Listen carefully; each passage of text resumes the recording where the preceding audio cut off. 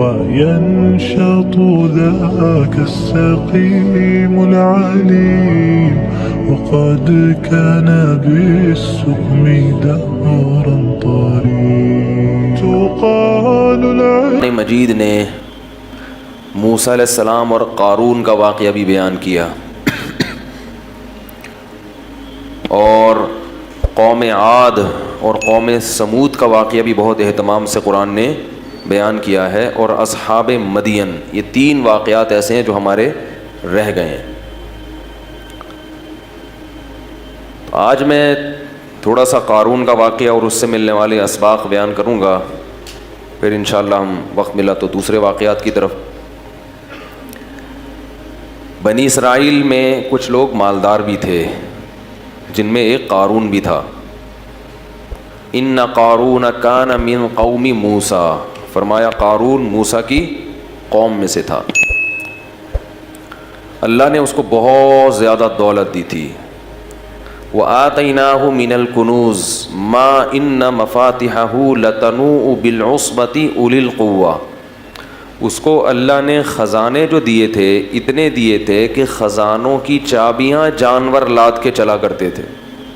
پہلے زمانے میں بینک تو ہوتے نہیں تھے نا، تو ہر آدمی نے اپنے خزانوں کے لیے خود ہی جگہ بنائی ہوئی ہوتی تھی، اور اس زمانے میں خزانہ کرنسی کو نہیں کہتے تھے، کرنسی کی صورت میں نہیں، یہ تو کاغذ کے نوٹ ہیں۔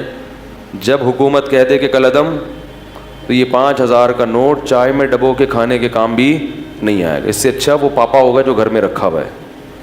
یہ تو ایک فرضی چیز ہے نا۔ سونے اور چاندی کے سکے وہ ہوتے تھے اصل خزانہ، تو اس کی جو خزانے تھے اس کی چابیاں کیا ہوتی تھیں، ایک جماعت لے کے چلا کرتی تھی، اتنے بڑے بڑی چابیاں اس کی۔ جی بھائی، اچھا۔ وَآتَيْنَاهُ مِنَ الْكُنُوزِ مَا إِنَّ مَفَاتِحَهُ لَتَنُوءُ بِالْعُصْبَةِ أُولِي الْقُوَّةِ، تو نتیجہ کیا نکلا کہ جب دولت آتی ہے تو شہرت بھی ہوتی ہے، اور خادم بھی ہوتے ہیں، پھر جہاں چلتے ہیں تو اکیلے تو چلتے نہیں ہیں، دائیں بائیں پروٹوکول بھی ہوتا ہے۔ تو قارون کو یہ عزت ہضم نہیں ہوئی۔ دیکھو بہت کم لوگوں کو پیسہ راس آتا ہے، اور عزت بھی بہت کم لوگوں کو راس آتی ہے۔ عزت ملتی ہے تو اپنی اوقات انسان بھول جاتا ہے، پیسہ ملتا ہے تو اپنی اوقات بھول جاتا ہے۔ تو قارون بھی کیا ہوا، جب پیسہ آیا تو اوقات بھول گیا۔ تو جو قارون کی قوم میں نیک لوگ تھے انہوں نے قارون سے کہا لا تفرح ان اللہ لا يحب الفرحین، اتراؤ مت، اللہ اترانے والے کو پسند نہیں کرتا، تواضع کرو۔ بھئی یہ کس کی دین ہے؟ اللہ کی۔ اس سے پتہ چلتا ہے کہ جب بھی کوئی نعمت ملتی ہے تو نسبت کدھر کرنی چاہیے؟ دیکھو تواضع کا مطلب یہ، تواضع اور احساس کمتری میں کیا فرق ہے؟ تواضع اور، بعض لوگ کہتے ہیں تواضع اس کا نام ہے کہ آپ کو اللہ نے کوئی نعمت دی ہو، آپ کہیں نہیں میں تو بالکل فارغ ہوں، میرے پاس کہاں، خاکسار ہے، مجھے کہاں۔ اگر میں نے کہہ دیا کہ ہاں یہ میرے پاس، میرے پاس یہ کوالٹی ہے، نعمت ہے، تو کہیں تکبر نہ ہو جائے۔ لوگ کرتے ہیں نا، اس کو تکبر نہیں کہتے۔ اگر آپ کے پاس نعمت ہے اور آپ کو پتہ ہی نہیں کہ اللہ نے مجھے کوئی صلاحیت دی ہے، تو یہ تواضع نہیں ہے، یہ احساس کمتری ہے، جس کی وجہ سے آپ کبھی بھی ترقی، انسان کو یہ پتہ ہونا چاہیے کہ میرے اندر کیا خصوصیات ہیں، کیا کوالٹیز ہیں اور کیا برائیاں ہیں، تاکہ برائیوں سے بچنے کی کوشش کرے اور اپنی صلاحیتوں سے فائدہ اٹھائے۔ وہ فریب خوردہ شاہی جو پلا ہو کر گسوں میں، اسے کیا خبر کہ کیا ہے راہ و رسم شاہ بازی۔ شاہین کا جو بچہ تھا نا، انڈا، وہ کہیں گدھوں کے گھونسلے میں چلا گیا۔ گدھ جانتے ہیں، وہ جو مردار کھاتا ہے اس کی شکل بھی بڑی مکروسی ہوتی ہے، سر کے وہاں بال اڑے ہوئے ہوتے ہیں، اس کے پیچھے کے گدی کے مردے نکال کے کھاتا ہے وہ۔ اور شاہین بڑا خاندانی جانور ہے، اس کی شکل بھی خوبصورت۔ اللہ نے جانوروں کو جو جیسے کام دیے نا اسی حساب سے ان کی شکل بھی بنائی ہے۔ یہ بھی اس کی علامت ہے کہ یہ کائنات اتفاق سے وجود میں نہیں آئی، اس کو ایک سوچے سمجھے منصوبے کے تحت ڈیزائن کیا گیا ہے۔ شیر کی شکل بھی کیسی ہے؟ شیروں والی، اور گیدڑ سالہ حرکتیں جیسی گیدڑوں والی، تو منہ بھی گیدڑوں والا ہے اس کا۔ کتے کی شکل بھی کیسی ہوتی ہے؟ کتے جیسی ہوتی ہے. تو ہر جانور کو نا اسی حساب سے بنایا. لوگ کہتے ہیں نا کتے کو کتا کیوں کہتے ہیں, کہتے ہیں حرکتیں کتے جیسی ہیں اس کی. کتے کو کتا کیوں کہا جاتا ہے؟ حرکتیں کتے جیسی ہوتی ہیں. تو شاہین جو ہے وہ بڑا خوبصورت جانور ہے, شکار کر کے کھاتا ہے, اور اس کے شکار کا اسٹائل اور انداز بڑا خوبصورت ہوتا ہے. کبھی دیکھیں آپ, اس پہ سرچ کریں یوٹیوب پہ. تو اب وہ جو اس کا انڈا تھا نا شاہین کا, اس کی مادہ کا انڈا, وہ کہیں گدھوں کے گھونسلے میں رہ گیا. اب وہ بڑا ہوا تو اس کو یہ پتہ ہی نہیں کہ میں کیا ہوں, شاہین ہوں. حرکتیں اس نے گدھوں جیسی شروع کر دی, وہی گھٹیا حرکتیں, مردار کھانا, مردے سونگنا جا جا کے, کبھی جھپٹنا پلٹنا اور شکار کرنا اور عقابی نگاہیں ڈالنا. یہ چیزیں کیا ہوا, دیکھتا بھی ایسے ٹیڑھی آنکھوں سے تھا. عقاب تو ایسے دیکھتا ہے نا, ایسے دیکھا, عقاب کی آنکھیں بہت تیز ہوتی ہیں. شاہین کی, شکرے کی, یہ جو جانور ہیں نا, یہ ان کی بڑی تیز آنکھیں ہوتی ہیں. تو اس پہ علامہ اقبال نے بڑا پیارا شعر کہا ہے, وہ فریب خوردہ شاہین, وہ شاہین جو بیچارہ فریب میں آ گیا ہو, دھوکے میں آ گیا ہو, جو پلا ہو کرگسوں میں, کرگس کہتے ہیں گدھ کو, اسے کیا خبر کہ کیا ہے راہ و رسم شہباز جو ہے نا, اس کے طور طریق کیا ہوتے ہیں, اس کا لائف اسٹائل کیا ہوتا ہے. اس شاہین کو بیچارے کو کیا پتا جو گدھوں میں رہا ہو. تو جو شاہین گدھوں میں رہا اور اس کو اپنی کوالٹیز کا علم نہیں ہے, تو ہم یہ نہیں کہیں گے اس میں اتنی تواضع ہے کہ یہ ماننے کے لیے تیار ہی نہیں ہے کہ میں شاہین ہوں. یہ ہر وقت خاکسار گدھوں کی طرح کس پہ جاتا ہے, کبھی جھپٹنے کی پلٹنے کی کوشش نہیں کرتا. تو یہ تواضع نہیں ہے, یہ احساس, بولو بھائی, کمتری, اپنی صلاحیتوں کا احساس ہی نہیں ہے. جب صلاحیت کا احساس ہی نہیں ہوتا تو آپ اور زیادہ دبتے چلے جاتے ہیں. اس لیے انسان کو اپنی صلاحیتوں کا علم ہونا چاہیے. بڑی صلاحیتیں دی اللہ نے انسان کو. آپ کے پاس ایک صلاحیت نہیں ہے تو کوئی دوسری ہوگی. تبھی تو میں والدین سے کہتا ہوں اپنے بچوں کو گن پوائنٹ پہ ایک ہی چیز پہ مجبور نہ کیا کرو. تو ڈاکٹر ہی بنے گا, تیرا باپ ڈاکٹر تھا تو کیا بنے گا, ڈاکٹر بنے گا. بھائی اس میں نہیں ہے صلاحیت, اس کو ایسا فورس کر کے وہ پنچر والا بن گیا بعد میں جا کے. ٹھیک ہے, وہ کہیں کا بھی نہیں رہا, حالانکہ اس میں کسی اور چیز کی صلاحیت تھی, مگر آپ وہ نہ ادھر کا رہا نہ ادھر کا رہا. پنچر کی دکان کھول کے, جائز کام ہے پنچر کی دکان, کوئی برا کام نہیں ہے, لیکن جو والدین بنانا چاہتے تھے وہ تو نہیں بنانا, بن گیا وہ. اور اگر ڈاکٹر بن بھی گیا تو لوگوں کو مارے گا وہ, کیونکہ جس چیز کی آپ میں صلاحیت نہیں ہوتی, آپ اگر وہ بن جائیں تو کیا کرتے ہیں, بن تو سب کچھ, ہمارے ملک میں ہر آدمی سب کچھ بن جاتا ہے. جب لوگ مفتی بن سکتے ہیں بغیر علم کے اور محقق بن سکتے ہیں, تو ڈاکٹر انجینئر کس کھیت کی مولی ہے بھائی, محقق بنے ہوئے لوگ. تو اس لیے اپنی صلاحیتوں کا علم نہ ہونا یہ کیا ہے, احساس کمتری. لیکن آپ میں کوئی صلاحیت ہے نہیں اور آپ خام خواہ اس خوش فہمی میں مبتلا ہے کہ میرے اندر یہ چیز ہے, اس کو کہتے ہیں خود پسندی, عجب. نہیں یار, بعض لوگوں کو میں فنٹر گیری بھی کہہ سکتے ہیں آپ, اس کو کیا کہہ سکتے ہیں, فنٹر گیری. ٹھیک ہے نا, یہ بھی بہت سے لوگ ہوتے ہیں خود پسندی میں مبتلا ہیں, ہم چما دیگرے نیز, ہم جیسا تو کوئی ہے ہی نہیں. بھائی جتنے ہو اتنا ہی رہو, اس سے آگے بڑھنے کی کوشش مت کرو. یہ باطن کی برائیاں ہیں, دل کی برائیاں ہیں جو انسان کو تباہ کر دیتی ہیں. تو جو صلاحیت ہے اس کا علم ہو, مگر اس صلاحیت کو اپنا کمال اگر سمجھنا شروع کر دیا تو یہ تکبر ہے جو اللہ کو پسند نہیں ہے. یعنی یہ سمجھنا شروع کر دیا میرا کمال ہے, آپ کا کمال نہیں ہے, یہ صلاحیت گاڈ گفٹڈ ہے, اللہ کی طرف سے آپ کو گفٹ میں ملی ہے, بلکہ بھیک میں ملی ہے. گفٹ تو اپنے جیسوں کو دیا جاتا ہے, ہم تو کیا ہیں, بیکاری بھیک پہ فخر. ابے بول لو بھائی, بھیک پہ فخر تھوڑی کرتا ہے. اگر اللہ نے کسی کو اچھی آواز دی, کسی کو ذہن اچھا دیا, کسی کو شکل اچھی دی, کسی کو طاقت بہت زیادہ دے دی, کسی کو دولت بہت زیادہ دے دی, تو مانے کہ اللہ نے دیا ہے مجھے. نہیں مانے گا تو ناشکری ہوگی, احساس کمتری بھی ہے, ناشکری بھی ہے. مانے مگر یہ کہے کہ کس کا کمال ہے, اللہ کا. لہذا جب یہ اقرار کرے گا اور دل میں بھی سوچے گا تو اترائے گا نہیں, کیونکہ انسان اپنی چیزوں پہ اتراتا ہے, جو بھیک میں ملی ہوئی ہو اس پہ اتراتا نہیں. اس کی مثال دیتا ہوں. دیکھو ایک, جی نہیں کل میں نہیں ہوں گا, دنیا میں انشاءاللہ ہوں گا, یہاں اچھا ٹھیک ہے جی, کل بروز پیر مور خرگیہ رجم کے پھر اعلان کرتا ہوں آخر میں. تو اس کی مثال ایسے جیسے کوئی بھکاری تھا دھوتی بنیان میں آپ کے گھر آیا, پھٹے ہوئے کپڑے, بیچارے کو نہانے کے لیے پانی بھی نہیں اس کے پاس, بدبو جسم میں آ رہی ہے, نہ کھانے کو روٹی, نہ پہننے کو کپڑا, نہ سواری, کچھ بھی نہیں. آپ تھے بہت بڑے سیٹ, تو آپ نے کیا کیا, اس بھکاری پہ ترس کھایا, اس کو پہلے تو واش روم لے گئے, اس کی سروس کروائی آپ. اتنا میلا ہو چکا تھا کہ دھونے سے کام نہیں چلا, اس کی باقاعدہ سروس کروائی, ڈیٹول سے تیزاب سے دھویا آپ نے اس کو, ٹھیک ہے نا, میل نکلا اس کے اندر سے. پھر آپ نے اس کو 3 پیس سوٹ پہنایا, ٹائی 3 پیس سوٹ, پوری صفائی کی, اس کی اسپرے کیا اس کے اوپر خوشبو کا.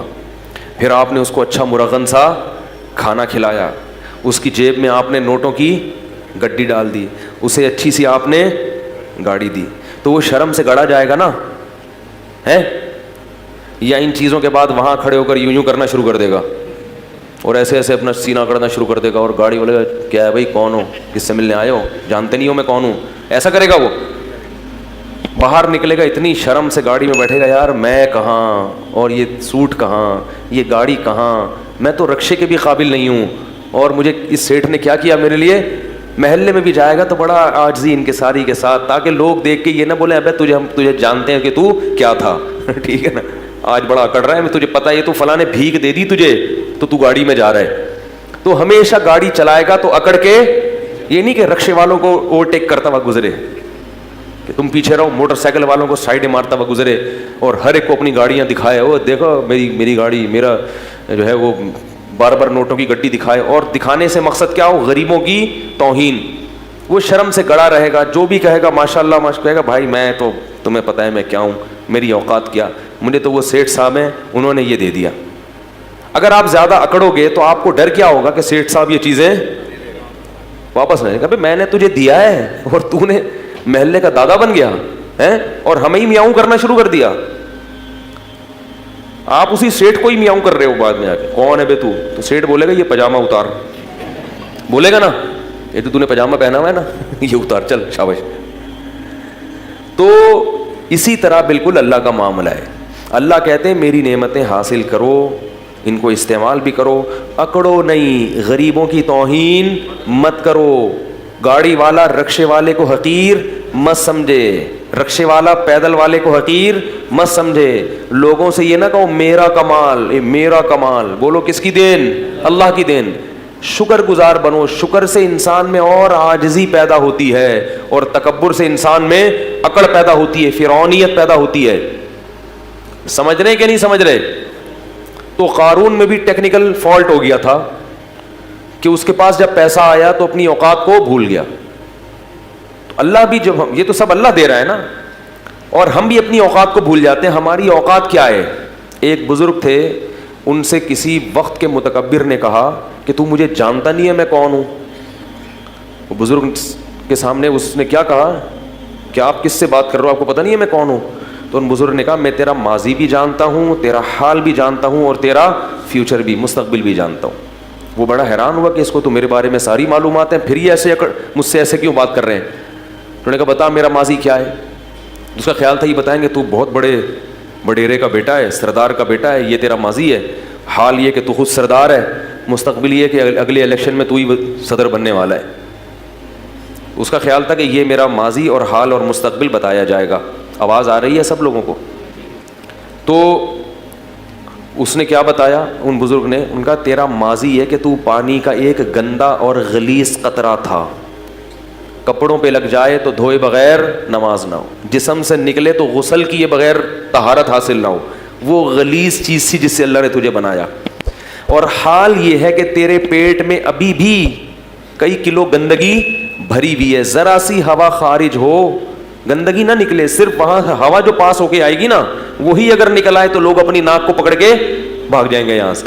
ہر وقت پیٹ میں گندگی لے کے تو کیا کرتا ہے, گھومتا ہے 24 گھنٹے.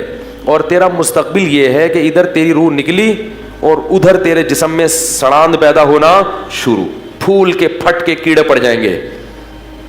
اس زمانے کے لوگ بڑے نرم دل ہوتے تھے, فوراً وہ توبہ کر لی اس نے کہا آپ نے بالکل صحیح کہا. اصل تو یہ ہے, ماضی بھی گندا, حال بھی گندا, اور مستقبل تو بہت ہی گندا. تو یہ انسان اپنی اوقات بھولتا ہے اور پھر کیا کرتا ہے, وہ میں اکڑ غریبوں کو, جو اپنے سے کمتر لوگ ہیں ان سے تمیز سے بات کرنا چھوڑ دیتا ہے. یہ بہت غضب والی بات ہے. تو فرعون صاحب بھی, قارون بھی اپنی اوقات بھولے. جب بھی انسان اپنی اوقات بھولے نا تو واش روم میں سوچنا چاہیے کہ ہماری اوقات ہے کیا, کتنی گندگی, کتنے عیب اللہ نے انسان کے ساتھ لگا دیے ہیں. اس لیے انسان, ہمارے حضرت فرمایا کرتے تھے کہ تکبر ہمیشہ احمق اور بے وقوف آدمی میں ہوتا ہے, عقل مند کبھی بھی متکبر نہیں ہوگا. ہمیشہ یہ احمقوں اور بے وقوفوں کا کام ہے. عقل مند کو پتا ہوتا ہے کہ ہماری حیثیت کیا ہے. 2 منٹ لگتے ہیں عزت جانے میں بھی, دولت جانے میں بھی, صحت جانے میں بھی. بڑے بڑے پہلوان ہیں, کوئی بیماری لگی ہڈیوں کا ڈھانچہ بن گئے, 2 منٹ لگتے ہیں انسان کو تباہ ہونے میں, پھر بھی اکڑتا ہے میں یوں میں یوں میں یوں. تو قارون کو حضرت موسیٰ علیہ السلام نے فرمایا, ان کی قوم نے کہا لا تفرح, اتراؤ مت, ان اللہ لا يحب الفرحین. یاد رکھو اگر کسی کو اللہ نے دولت دی ہے, وہ اچھی گاڑی میں گھومتا ہے, اس کے ساتھ نوکر چاکر ہوتے ہیں, تو یہ عمل شریعت میں ناجائز نہیں ہے. بعض لوگ نا شریعت کو سمجھتے نہیں ہیں اور ہر جگہ فٹ کرنا شروع کر دیتے ہیں قرآن کی آیتیں. اترانا کسے کہتے ہیں یہ میں نے آپ کو بتا دیا. محض خادم کثرت سے رکھنا, خدمت گزار. اگر اللہ نے آپ کو پیسہ دیا تو آپ خادم رکھ سکتے ہو, 10 خادم رکھو, آپ خادم بھی رکھو, گاڑی بھی اچھی رکھو, کپڑا بھی اچھا پہنو, لگژری لائف اسٹائل اختیار کرو.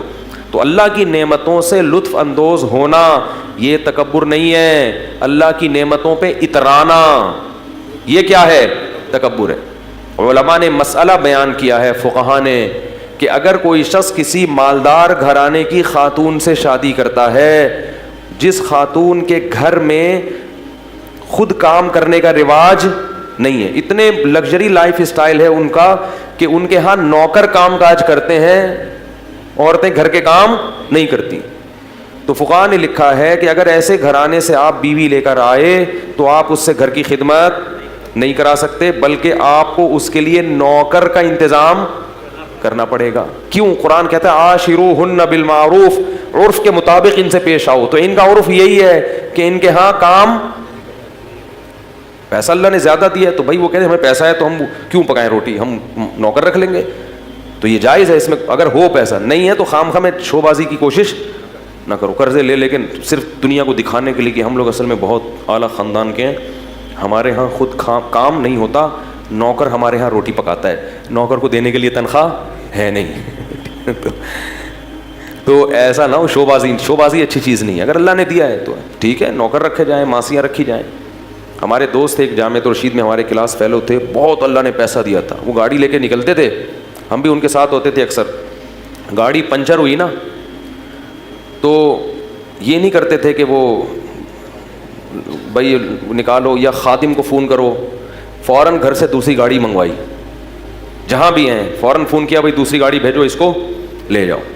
تو اگر اللہ نے کسی کو مال دیا ہے تو وہ سہولت فائدہ اٹھا سکتے. لیکن وہ ایک حادثے میں شہید ہو گئے, جوان تھے بالکل, ایک ایکسیڈنٹ میں ان کا انتقال ہو گیا. اللہ تعالیٰ ان کی مغفرت فرمائے, بڑے نیک عالم تھے. تو کیا کہہ رہا تھا میں, ہاں میں یہ عرض کر رہا تھا کہ اگر کوئی لگژری لائف اسٹائل اختیار کرتا ہے تو اس پہ تکبر کے فتوے, کیونکہ لوگ لگاتے ہیں یہ عالم کرولا میں گھوم رہا ہے, یہ لینڈ کروزر میں گھوم رہے ہیں. اول تو علماء اکثر اپنی لینڈ کروزر میں نہیں گھوم رہے ہوتے, ٹھیک ہے نا, کسی مرید کی لینڈ کروزر ہوتی ہے, وہ اپنے ساتھ لے کے جا رہا ہوتا ہے, تو اس پہ بھی لوگوں کو اشکال ہوتا ہے کہ لینڈ کروزر میں گھوم رہے ہیں, یہ جناب مرغا کھا رہے ہیں. تو اگر وہ اپنی بھی لینڈ کروزر میں گھوم رہے ہیں, اگر اللہ نے ان کو پیسہ دیا ہے تو آپ کو تکلیف نہیں ہونی چاہیے, آپ کو خوشی ہونی چاہیے. ماشاء اللہ بڑی خوشی ہوئی کہ مفتی صاحب کے پاس کیا ہے, لینڈ کروزر ہے, ٹھیک ہے نا, تو یہ خوش ہونا چاہیے. سمجھ رہے, لوگ کہتے ہیں کہ نبی تو گدھے پہ گھوما کرتے تھے, تو ٹھیک ہے پھر گدھے لا کے باندھ دیں یہاں پہ آپ. بھائی اس زمانے کا جو سواری تھی, اس زمانے کی جو خوراکیں تھیں وہ نہیں ہیں اب. جو سواری تھی نا, خوراکیں تو چلو وہ تو وہی ہیں, وہ تو سارا سسٹم چینج ہو گیا نا. تو نبی نے بھی اپنے دور کے لحاظ سے سواریوں کو اختیار کیا ہے, اور ہم اپنے زمانے کے لحاظ سے سواریوں کو اختیار کریں گے. خیر, تو قارون سے کہا کہ لا تفرح, اترا مت, ان اللہ لا يحب الفرحین وابتغ فیما آتاک اللہ الدار الآخرہ. ہر پیسے والے کو یہ حکم ہے جو قارون کو دیا جا رہا ہے کہ اللہ نے تجھے جو نعمتیں دی ہیں اس سے آخرت کی فکر بھی کر, کیونکہ پیسے سے جیسے دنیا کے مزے حاصل ہوتے ہیں آخرت کے مزے بھی پیسے سے حاصل ہو سکتے ہیں. سارا دنیا پہ ہی لگا رہا ہے, آخرت کے لیے بھی تو کوئی ڈپازٹ کر. بھائی اللہ نے آپ کو اتنا پیسہ دیا ہے, اتنے نوکر چاکر سب, تو کچھ حصہ آخرت کے لیے بھی تو رکھو کہ میرے گناہوں کی معافی میں وہ کام آئے. آخرت کے لیے تو کچھ کر ہی نہیں رہا. اور ولا تنس نصیبک من الدنیا, اور اے قارون یہ مت بھول کہ تو نے دنیا میں رہنا کتنا ہے. جتنا دنیا میں حصہ ہے نا اس کو بھولنا نہیں ہے, وہ بہت تھوڑا سا ہے. دولت تو ہے اتنی مگر عمر لمبی. بھائی آپ ارب پتی بن سکتے ہو, پوری دنیا کی دولت خرید سکتے ہو, مگر عمریں 60-70 سال سے اوپر تجاوز نہیں کرتی. تو کھا تھوڑی سکتے ہو اتنا, کھا تو اتنا ہی, پیٹ بھی اتنا ہی ہے, روٹی بھی 2 ہی کھا سکو. اب ایک آدمی کے پاس کروڑوں روپے آ گئے تو کیا کھائے گا وہ؟ بھائی غریب تھا تو ناشتہ ہی نہیں کرتا تھا, ذرا پیسہ زیادہ آ گیا تو پراٹھا کھا لیا اس نے, اور پیسہ آ گیا تو پراٹھے کے ساتھ انڈا بھی ہو گیا, اور کیا کرے گا؟ بریڈ کھا لے گا, اور کیا کر لے گا؟ بھائی پیٹ تھوڑی بڑا ہو رہا ہے. تو ایک حد ہے, اس سے آگے نہیں ہو سکتا. تو کہا کہ دنیا میں کتنا رہنا ہے اس کو بھول مت. تو تیری دولت سے ایسا لگ رہا ہے کہ تو ہمیشہ یہاں رہنے کے لیے آیا ہے. کتنی اچھی نصیحت تھی, ذرا سی بھی سینس ہوتی تو فوراً مان لیتا. اور ایک بات یہ بھی کی, احسن کما احسن اللہ الیک, جیسے اللہ نے تجھ پر احسان کیا ہے تو تو بھی اللہ کی مخلوق پر احسان. تیرے پاس اتنا ہے, یہاں لوگوں کو کھانے کی روٹی نہیں, بنی اسرائیل پہ ظلم ہو رہا ہے, تو تو بھی کیا کر, اپنی قوم کے لوگوں پہ خرچ کر, آخرت بنا اس سے, آخرت. تو جواب میں کیا کہتا ہے, وَأَحْسِن كَمَا أَحْسَنَ اللَّهُ إِلَيْكَ إِنَّ اللَّهَ يُحِبُّ الْمُحْسِنِينَ. تو جواب میں کہتا ہے انما اوتیتہ علی علم عندی, یہ میں نے اپنی مہارت اور اپنی محنت سے کمایا ہے. مجھے اللہ نے, میرے پاس دماغ کیسا ہے, خاص دماغ ہے, اس دماغ کو لڑا کے میں نے کیا کیا ہے, تو میں نے کمایا. جو غریب ہے وہ اپنی مرضی سے غریب ہے, میں نے تھوڑی کہا کسی کو غریب بنو. آج مالدار آدمی یہ بات زبان سے کہتا نہیں ہے مگر دل میں ہوتی ہے کہ بھائی وہ نہیں, میں نے ایکچولی وہ محنت نہیں کر سکے, میں نے تو اتنی محنت کی ہے, میں تو ایسا دماغ لڑایا ہے, تو میں اپنا پیسہ کسی اور کو کیوں دوں. حالانکہ محنت بہت لوگ کرتے ہیں, ملتا ہر ایک کو.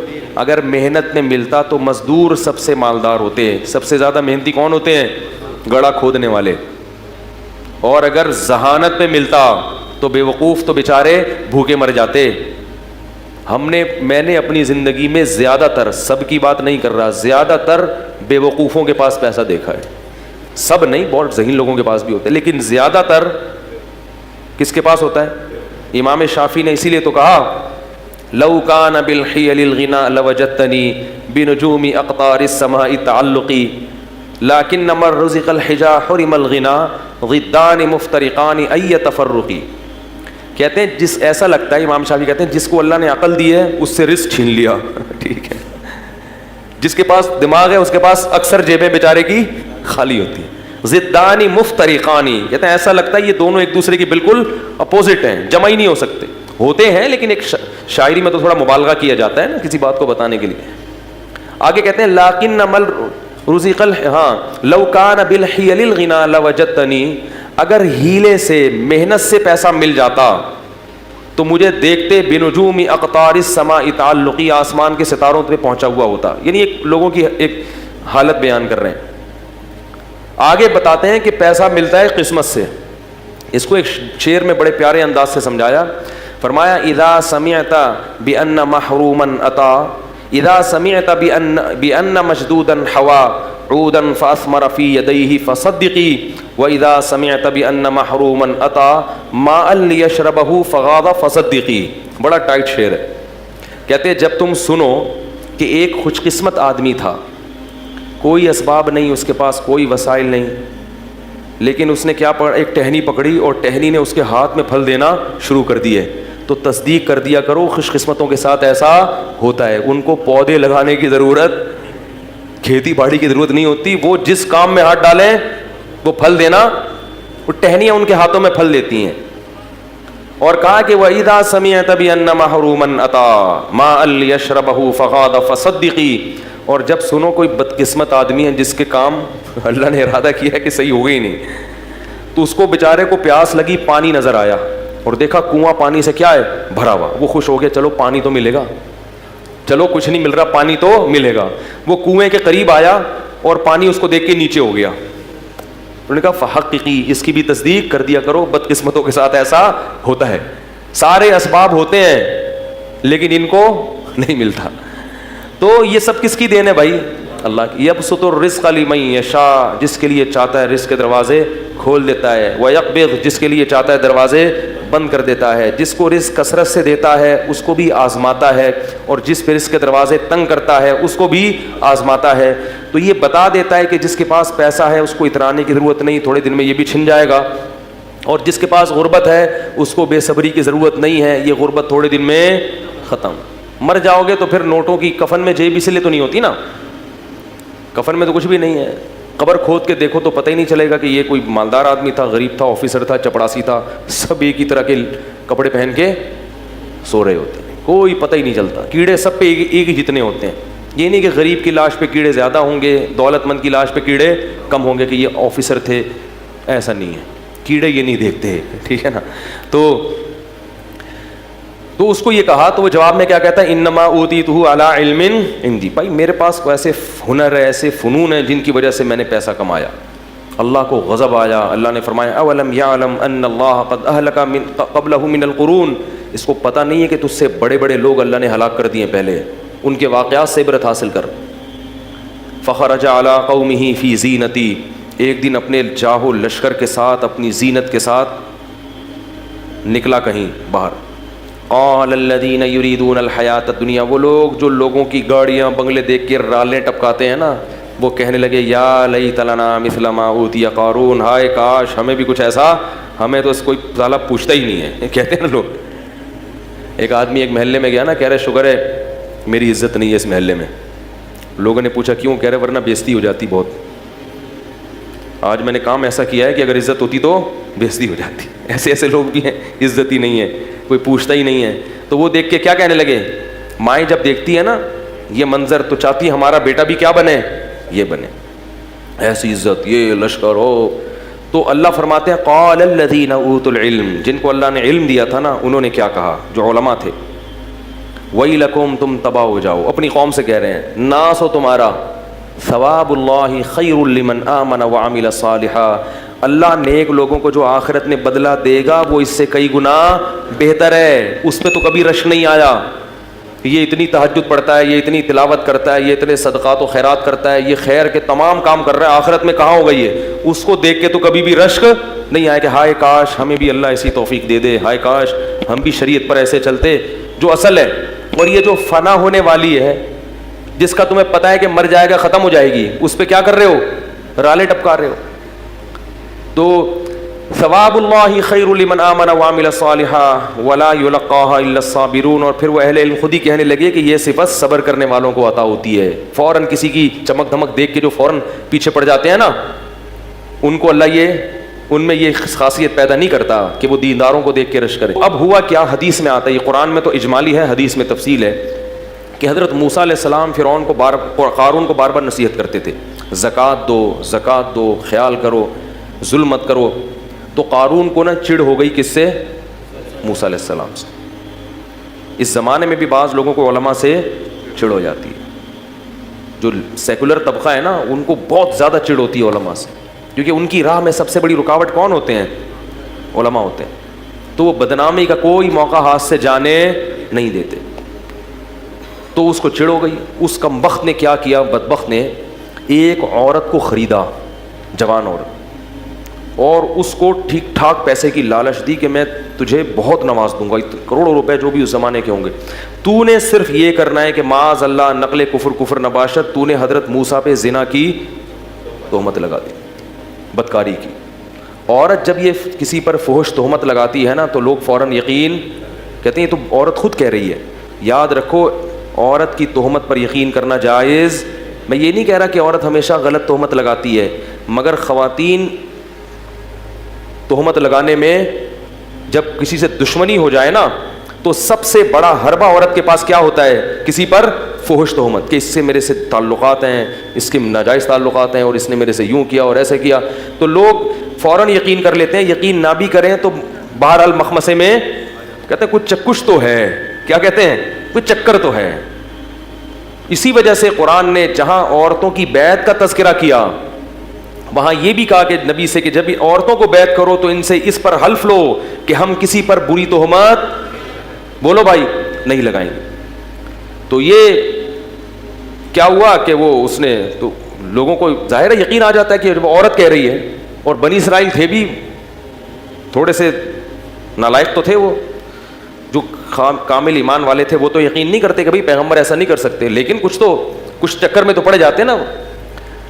تو وہ عورت کو جب لایا گیا، حضرت موسیٰ علیہ السلام بھی آئے، تو پھر اس عورت، جب حضرت موسیٰ پہ اس عورت کی نظر پڑی تو وہ ڈر گئی. اس کو خوف پیدا ہو گیا کہ میں اتنے لاکھوں روپے کروڑوں روپے لے رہی ہوں مگر میں کس پہ تہمت لگا رہی ہوں، میرا بنے گا کیا قیامت کے دن. اللہ نے اس کے دل میں خوف پیدا کر دیا اور وہ تہمت لگانے سے باز آ گئے. اور اس نے بتا دیا کہ مجھے قارون نے پیسے دیے تھے جھوٹی تہمت لگانے کے. حضرت موسیٰ کو غضب آیا، اسی وقت بد دعا کی قارون کے لیے کہ اللہ تو اس کو کیا کر دے، ہلاک. وہیں قارون اپنے خزانوں سمیت زمین میں دھسنا شروع ہو، اور حضرت موسیٰ کو پکارتا رہا کہ اے موسیٰ معاف کر دے، معاف کر دے، معاف کر دے. موسیٰ علیہ السلام نے کہا نہیں. دستہ دستہ بالآخر پورے خزانوں کے ساتھ جب وہ دھس رہا تھا زمین میں، تو وہ جو لوگ کل کہہ رہے تھے نا، قرآن کے الفاظ ہیں، کہہ رہے تھے کہ ہائے کاش ہمارے پاس بھی ایسا ہوتا، وہ کہنے لگے وَإِكَنَّ اللَّهَ يَبْسُطُ الرِّزْقَ لِمَن يَشَاءُ. اور بھائی اللہ جس کو چاہے رزق دے دیں، جس کو چاہے غریب بنا دیں، ہمیں یہ پیسہ نہیں چاہیے. لولا امن اللہ علینا، کہتے ہیں اللہ کا احسان ہے کہ اللہ نے ہمیں اتنی دولت نہیں دی. اب دیکھو کیسی رپورٹیں آ رہی ہیں. علماء جب سمجھا رہے تو سمجھ میں نہیں آ رہا. جب منظر دیکھا نا دھستا ہوا کہ وہ چیخ رہا ہے کہ اے موسیٰ معاف کر دے، اور وہ زمین میں دھستا جا رہا ہے، تو کہنے لگے کہ وہی کا اللہ یبسط الرزق لمن یشاء ویقدر، وہی کا لولا امن اللہ علینا لخسف بنا، اللہ کا احسان نہ ہوتا تو ہم پہ بھی عذاب آتا. انہ لا یفلح الکافرون، اللہ کا انکار کرنے والے کبھی بھی کامیاب نہیں ہوتے. اب بعض لوگ یہاں پر یہ کہتے ہیں کہ اگر وہ اللہ کو پکارتا تو اللہ توبہ قبول کر لیتا، حضرت موسیٰ کو پکارا تو حضرت، یہ غلط ہے. یہ کیا ہے؟ یہ اس میں پیغمبر کی کیا ہے؟ حضرت موسیٰ کو پکارنے کا مطلب یہی تھا کہ آپ کی بد دعا سے ہو رہا ہے تو آپ اللہ سے کہیں کہ مجھے بچا لے، جبکہ حضرت موسیٰ نے ارادہ کیا کہ اب بچانے کا نہیں ہے. اور پیغمبر اپنی قوم کے بہت خیر خواہ ہوتے ہیں، اس لیے یاد رکھو کہ بد دعا دینا ہر صورت میں غلط نہیں ہے. جب بہت زیادہ کسی کو ستایا جائے اور حدود کو توڑ دیا جائے تو بد دعا دینا ایسی صورت میں جائز ہے.